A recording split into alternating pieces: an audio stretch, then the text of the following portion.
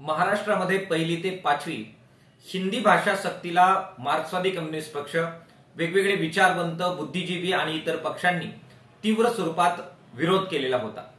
जनतेचा आणि पक्षांचा हा विरोध लक्षात घेता अशा प्रकारची सक्ती केली जाणार नाही असे शिक्षण मंत्री दादा भुसे यांनी महाराष्ट्रातील जनतेला जाहीररित्या आश्वासित केलेलं होतं।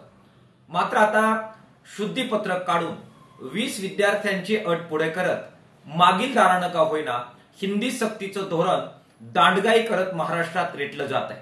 मार्क्सवादी कम्युनिस्ट पक्षानं या संबंध प्रक्रियेमध्ये अशा प्रकारच्या सक्तीला विरोध केलेला आहे, त्रिभाषा सूत्राला विरोध केलेला आहे। भाषा सल्लागार समिती आणि शिक्षण सुकाणू समितीच्या अनेक सदस्यांनी सुद्धा या गोष्टींना विरोध केलेला आहे। त्यामुळे ही दांडगाई सरकारने तातडीने मागे घ्यावी अशा प्रकारची मागणी पुन्हा एकदा मार्क्सवादी कम्युनिस्ट पक्षाच्या वतीने आम्ही करतो आहोत। कोवळ्या मनावर विशेषतः पहिली ते पाचवी ही माध्यम भाषा, ही मातृभाषा असेल तर इतर सगळ्या भाषा पाचवी नंतर शिकणं सोपं जातं।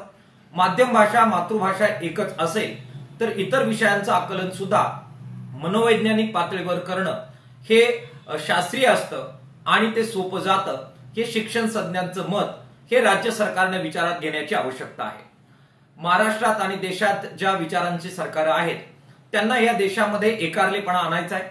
त्यांना या देशाचं वैविध्य, सांस्कृतिक, भाषिक, राजकीय वैविध्य मान्य नाही, प्रांतिक वैविध्य मान्य नाही आणि त्यांना एक प्रकारचा एकारलेपणा आणण्याचा त्यांचा जो अजेंडा आहे तो दांडगाई करत पुढे न्यायचा आहे।